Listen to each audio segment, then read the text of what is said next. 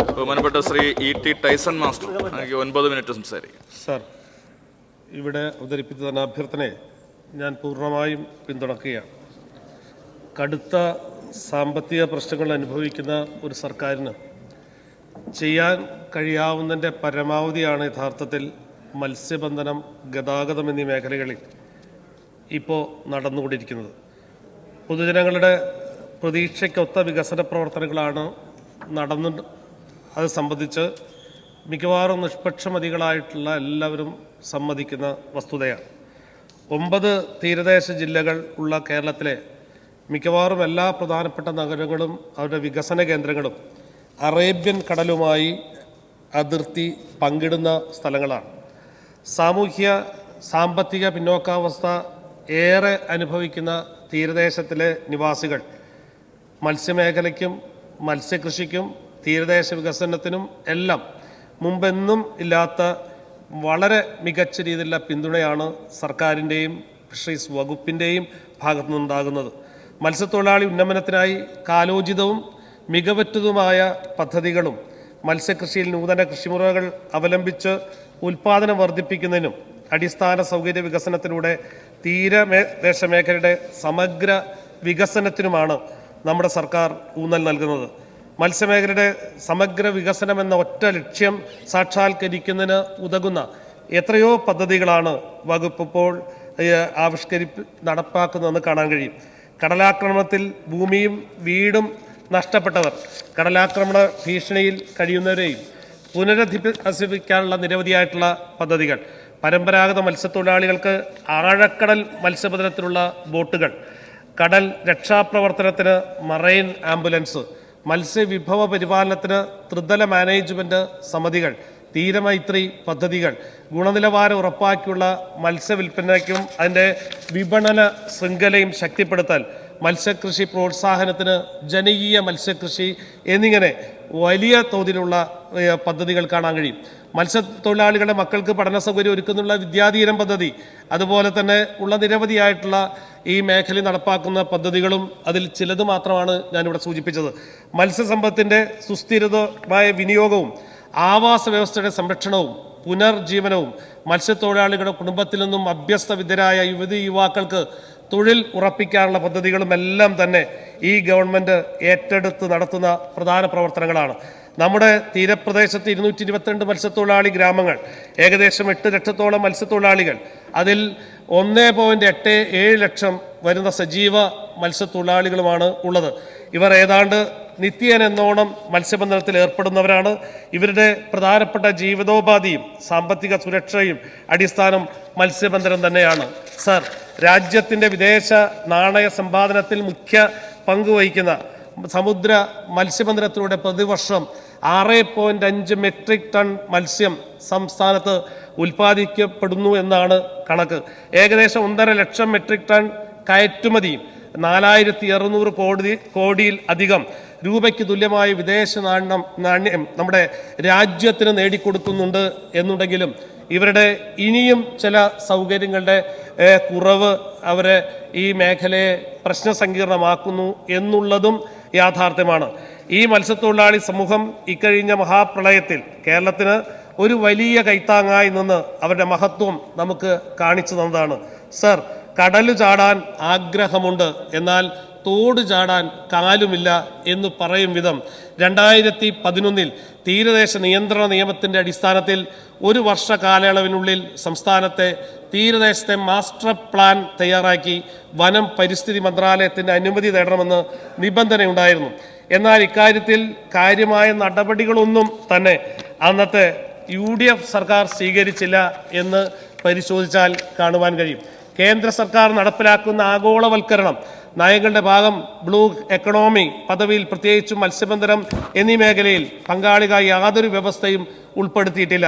തീരദേശ ജനതയുടെ പ്രത്യേകിച്ച് മത്സ്യത്തൊഴിലാളിയുടെ സാമ്പത്തിക ശാക്തീകരണം എന്ന് പ്രഖ്യാപിച്ച പദ്ധതികളിൽ മത്സ്യത്തൊഴിലാളികൾക്ക് കാഴ്ചക്കാരായി നിൽക്കേണ്ട അവസ്ഥ, കടലിലെ ധാതു ഖനനം, ആഴക്കടൽ മത്സ്യസമ്പത്തിൻ്റെ ചൂഷണം, കടൽ മത്സ്യകൃഷി എന്നീ മേഖലകളിൽ വിദേശ കുത്തക കമ്പനികൾ ഇപ്പോൾ ആധിപത്യം സ്ഥാപിച്ചു. ജൈവ അജൈവ സമ്പത്തിൻ്റെ പൂർണ്ണ നിയന്ത്രണം ഇവർ കൈക്കലാക്കുമ്പോൾ മത്സ്യത്തൊഴിലാളികളുടെ തൊഴിൽ സുരക്ഷ, ഉപജീവന സുരക്ഷ എന്നിവ നഷ്ടപ്പെടും. വിവാദ മേഖലകളിൽ നേരിട്ടുള്ള വിദേശ നിക്ഷേപം അനുവദിച്ചതിനാൽ കടലും കടൽ തീരവും ജൈവ പ്രകൃതി സമ്പത്തുമെല്ലാം കുത്തക കമ്പനികളുടെ നിയന്ത്രണത്തിൽ വരുന്ന അല്ലെങ്കിൽ ആക്കുന്ന പദ്ധതികളാണ് കേന്ദ്ര സർക്കാർ മുന്നോട്ട് പോയിക്കൊണ്ടിരിക്കുന്നത്. ഇതിനെതിരെയുള്ള കരുത്തുറ്റ ചെറുത്തുനിൽപ്പ് സംഘടിപ്പിക്കുന്ന ഏക സംസ്ഥാനം ഇപ്പോൾ കേരളം മാത്രമാണ്. മത്സ്യത്തൊഴിലാളികളുടെ പ്രശ്നങ്ങൾ മനസ്സിലാക്കുന്നതിനായി നടപ്പാക്കിയ തീര സദസ്സ് ഓരോ നിയോജക മണ്ഡലത്തിലും നടപ്പാക്കിയ വിവിധങ്ങളായ പദ്ധതികളുടെ പ്രശ്നങ്ങൾ പരിശോധിക്കുന്നതിനും ഉപേക്ഷിക്കപ്പെട്ട പദ്ധതികൾ വീണ്ടും ഏറ്റെടുക്കുന്നതിനും ഒക്കെ ജനപ്രതിനിധികളും ഒക്കെയായി ചേർന്ന് വലിയ രീതിയിലുള്ള ചർച്ച സംഘടിപ്പിക്കപ്പെട്ടു. റേഷൻ കാർഡ്, കുടിവെള്ളം, ഭവനം, വ്യക്തിഗത പ്രശ്നങ്ങൾ, ഫിഷ് ലാൻഡിംഗ് സെന്റർ, കടൽ ഭിത്തി നിർമ്മാണം തുടങ്ങിയ പ്രദേശത്തിന്റെ അടിസ്ഥാന സൗകര്യങ്ങളെ സംബന്ധിച്ചുള്ളതെല്ലാം തീരസദസ്സിന്റെ ഭാഗമായ ജനപ്രതിനിധികളുടെ യോഗത്തിൽ ചർച്ചയുണ്ടായി. ഏകോപനമില്ലായ്മ മൂലം പരിഹരിക്കാൻ കഴിയാതിരുന്ന പല പ്രശ്നങ്ങൾക്കും പരിഹാരമുണ്ടാക്കാൻ കഴിഞ്ഞത് തീരസദസ്സിന്റെ അനുഭവ സാക്ഷ്യമായിരുന്നു. മന്ത്രിയും ബന്ധപ്പെട്ട ഡിപ്പാർട്ട്മെന്റ് ഉദ്യോഗസ്ഥന്മാരും എല്ലാവരും വളരെ ഗൗരവപൂർവ്വം ഇതിനെ കണ്ടിരുന്നു എന്നുള്ളതും പ്രത്യേകം എടുത്തു പറയേണ്ടതാണ്. ഈ തീരസദസ്സിനോട് ബന്ധിപ്പിച്ച് ഇത്തരം പ്രശ്നങ്ങൾ പറയുമ്പോൾ തന്നെ വ്യക്തിഗതമായിട്ടുള്ള നിരവധിയായിട്ടുള്ള കാര്യങ്ങൾ അവിടെ ഉന്നയിക്കപ്പെട്ടു. ഞാൻ ഓർക്കുകയാണ്, അവിടെ സാമൂഹ്യ പ്രവർത്തനവും അതുപോലെ തന്നെ മത്സ്യക്കച്ചവടവും ഒക്കെ നടത്തുന്ന സുഹറ എന്നൊരു സ്ത്രീ അവരെ ആവശ്യം പറഞ്ഞത് എനിക്കൊരു 2 വീലർ വേണമെന്നാണ്. മാസങ്ങൾ 1 or 2 എടുത്തുള്ളൂ. ആ 2 വീലർ സംഘടിപ്പിച്ച ബഹുമാനപ്പെട്ട മന്ത്രിയും ബന്ധപ്പെട്ടവർ നൽകി ആ സ്ത്രീക്ക് എന്ന് പറയുന്നത് അത്രമാത്രം ഓരോ വിഷയങ്ങളോടുമുള്ള ശ്രദ്ധയും മത്സ്യത്തൊഴിലാളികളെ ചേർത്ത് പിടിക്കലാണ് എന്ന് കാണാൻ കഴിയും. ജനപക്ഷപരമായ പ്രവർത്തനങ്ങൾ ഏറ്റെടുക്കുന്ന ഇടതുപക്ഷ സർക്കാർ ഇത്തരം മത്സ്യത്തൊഴിലാളികൾക്ക് വേണ്ടി ഇവിടെ നേരത്തെ പറഞ്ഞ പുനർഗേഹം പദ്ധതിയിലൂടെ ഒരുപാട് ആളുകളുടെ കണ്ണീരൊപ്പാൻ സഹായിച്ചിട്ടുണ്ട്.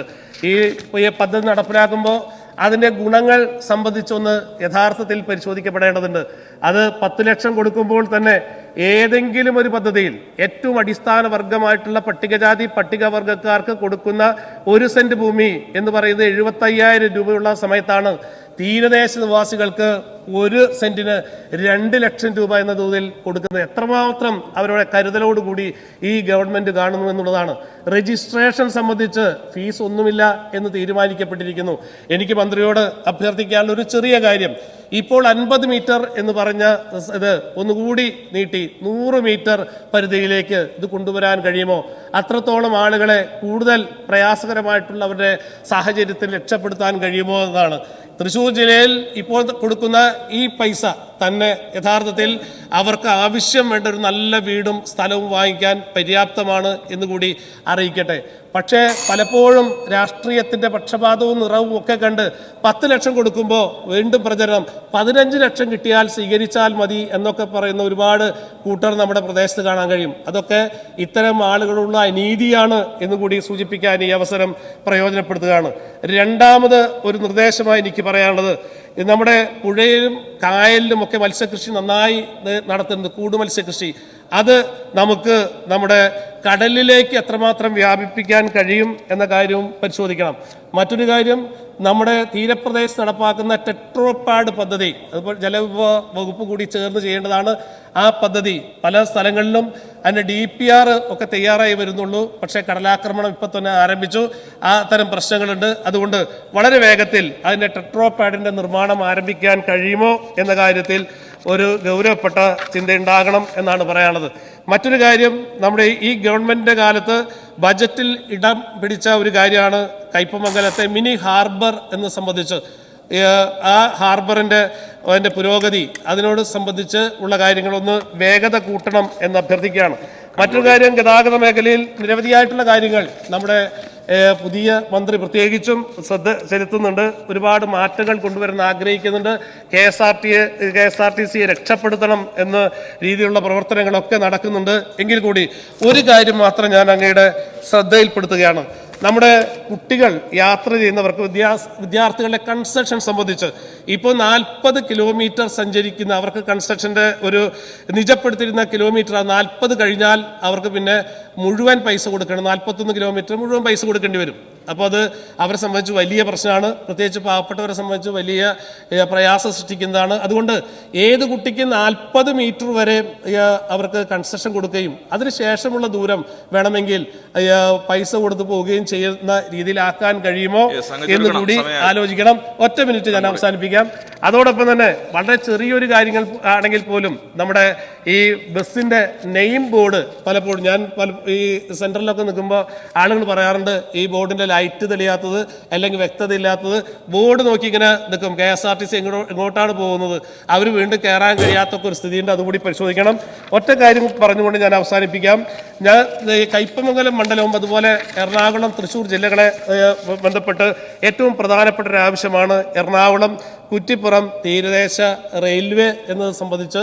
അത് വളരെ പ്രധാനപ്പെട്ടതാണ്. അത് മത്സ്യബന്ധനത്തിനും അവിടെ തീരദേശവാസികൾക്കും അതുപോലെ പിൽഗ്രീം ടൂറിസത്തിനുമൊക്കെ അനന്തമായ സാധ്യത നൽകുന്നതാണ്. അതുൾപ്പെടെ അത് കേന്ദ്ര ഗവൺമെന്റാണ് ചെയ്യുന്നതെങ്കിൽ പോലും അതിന് ആവശ്യമായിട്ടുള്ള സമ്മർദ്ദം ഉണ്ടാക്കാൻ വേണ്ടി നടപടികൾ സ്വീകരിക്കണം എന്നുകൂടി അഭ്യർത്ഥിച്ചുകൊണ്ട് ഈ ധനാഭ്യർത്ഥനയെ ഒരിക്കൽ കൂടി പൂർണ്ണമായി പിന്തുണയ്ക്കുന്നു.